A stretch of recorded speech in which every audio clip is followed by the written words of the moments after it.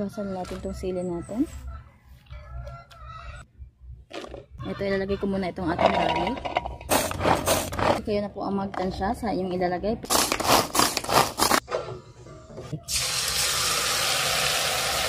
Ayan. Oil guys, ayan o. Yung ating chili garlic oil, ayan.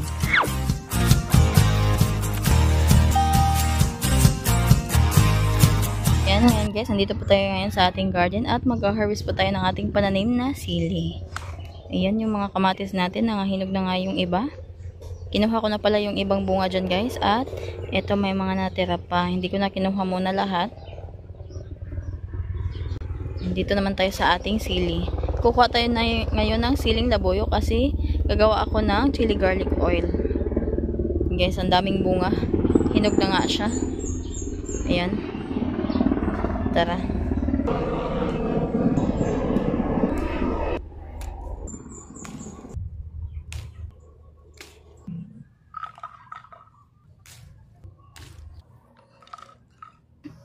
Ayan. Grabe guys, so sobrang dami nating nakuha po na sili. Sa isang puno pa lang yan ng sili ha.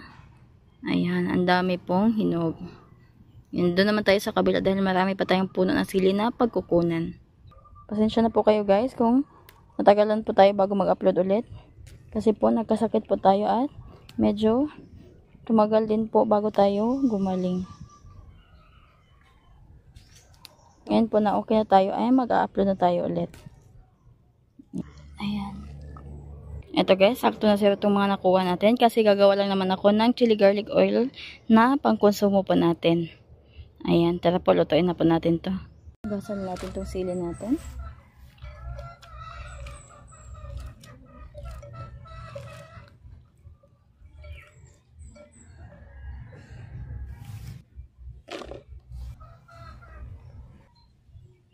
Guys, gamit na pala ako dito ng food processor or food cutter para po mas madali po natin siyang pinuhin. Ito, ilalagay ko muna itong ating garlic. Pumamit lang po pala ako dito ng 3 ulo po ng garlic. Ayan.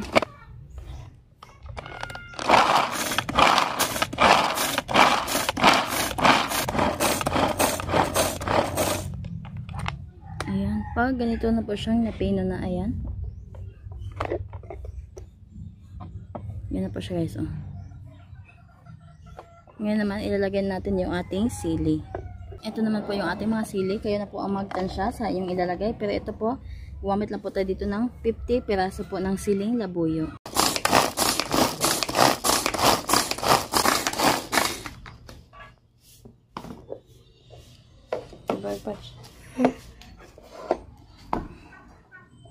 Ayan na siya guys. Ayan po. Okay, ito lutuin natin.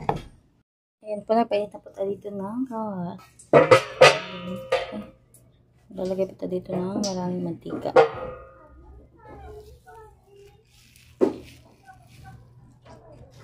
Maglalagay din po tayo dito ng atswete pampakulay. Gisa-gisayin lang po natin ito.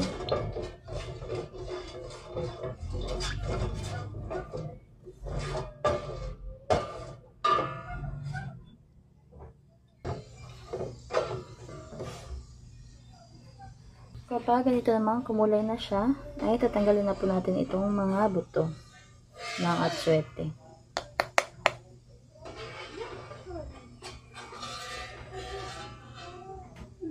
Ayan, pagkatagal natin ng buto, ilagay na kaagad natin itong ating sili at saka yung ating garlic.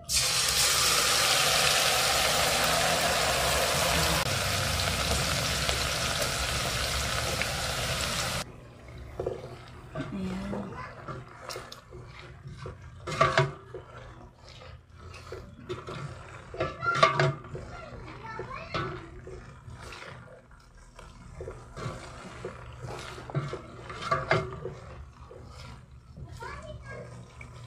At ito, habang pinapakuluan po natin to sa kanyang mantika, maglalagay po dito ng star anise, pampabango, at saka itong dahon ng laurel.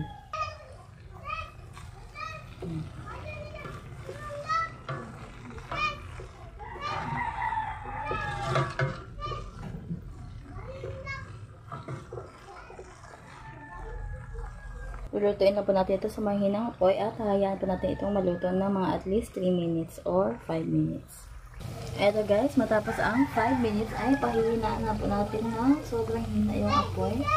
Ayan, mahina na po yan. At tatanggalin na po natin itong kanyang bay leaves at saka yung nilalagay po nating star anise.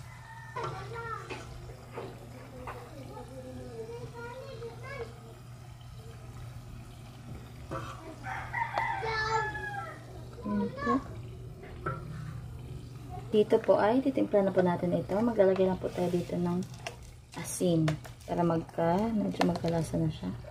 Guys. Asin. Maglalagay din po tayo dito ng sugar. Pwede po kayong gumamit ng brown or white. And naglagay lang po ako ng mga 2 tablespoon. Tapos maglalagay po tayo dito ng isang sachet po ng oyster sauce. Ito po yung aking gamit.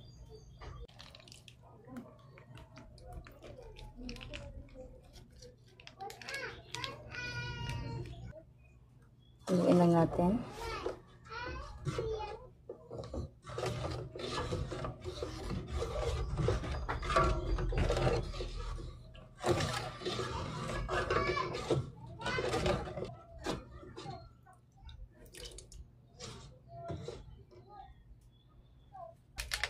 And para naman po ito hindi madaling mapanis, maglalagay lang po tayo dito ng suka. Ayan po. Tsaka, na po natin ito at pakulan po natin ulit ito ng mga 2 minutes sa mahinang apoy lang. Ayan, matapos po ang 2 minutes. Haluin natin. Ayan guys, ito okay na. Ayan po, okay na po siya. Ayan o. Patay na po natin yung apoy dito. Ayan. Nakapatay na po yung ating apoy. Yan po, yan na po yung ating chili garlic oil guys. Ayan o. Ayan. Palamigin lang natin to. Saka natin ito i-transfer sa ating mga hinihanda na lalagyan. Ayan. Ito guys. I-transfer na po natin dito sa ating paglalagyan. Ayan po.